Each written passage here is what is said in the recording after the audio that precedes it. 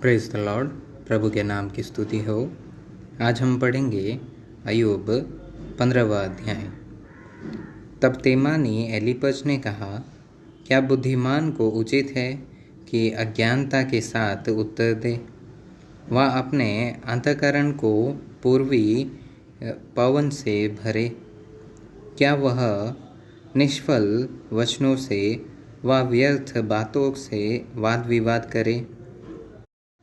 वरन तू भय मानना छोड़ देता और ईश्वर का धन्यवाद करना औरों से छुड़ाता है। तू अपने मुंह से अपना अधर्म प्रकट करता है और धूर्त लोगों के बोलने की रीति पर बोलता है। मैं तो नहीं, परंतु तेरा मुंह ही तुझे दोषी ठहराता है और तेरे ही वचन तेरे विरुद्ध साक्षी देते हैं। क्या पहला मनुष्य तू ही उत्पन्न हुआ?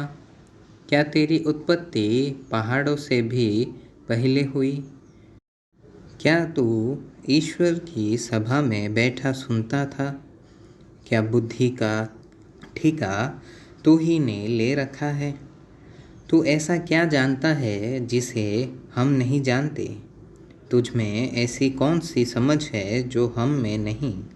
हम लोगों में तो पक्के बाल वाले और अति पूर्णीय मनुष्य हैं, जो तेरे पिता से भी बहुत आयु के हैं।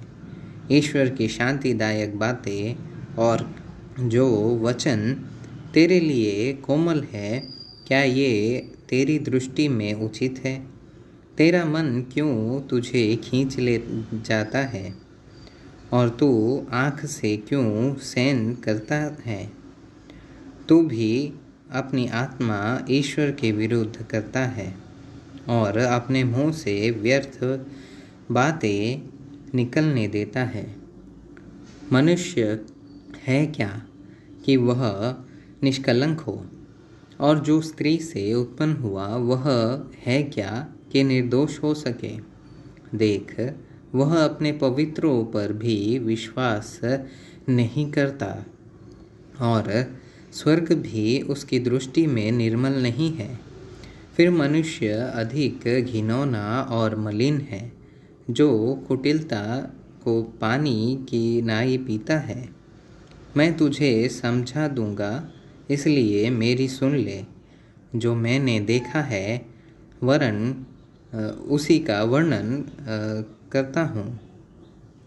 वे ही बातें जो बुद्धिमानों ने अपने पुरखाओं से सुनकर बिना छिपाए बताया है।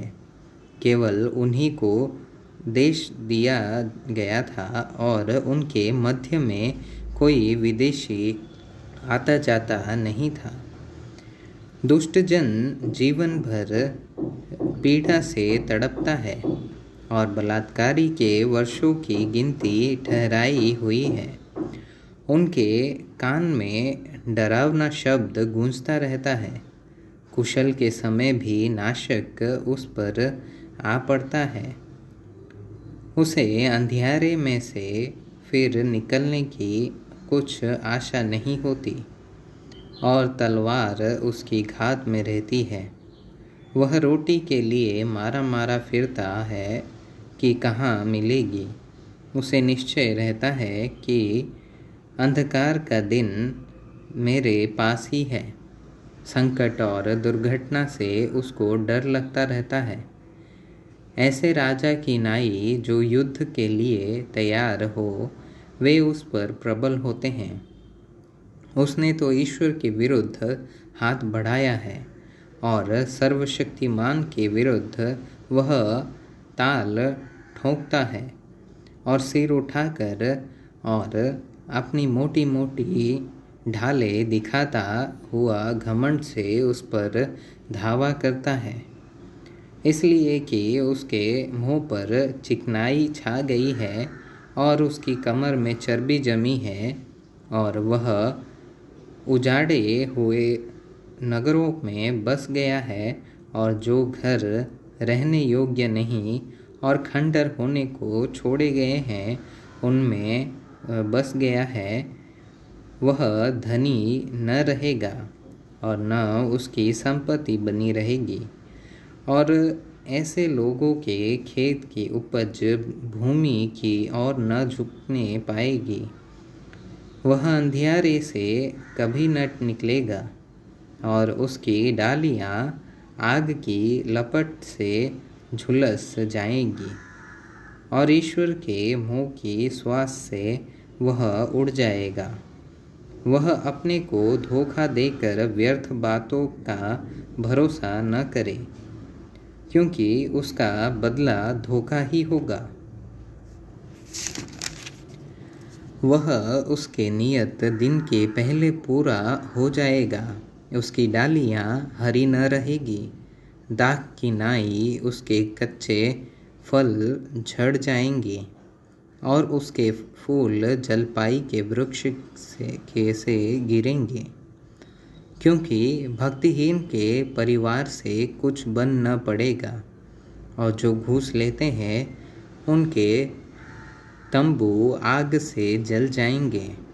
उनके उपद्रव का पेट रहता और अनर्थ उत्पन्न होता है और वे अपने अंतःकरण में छल की बातें गढ़ते हैं।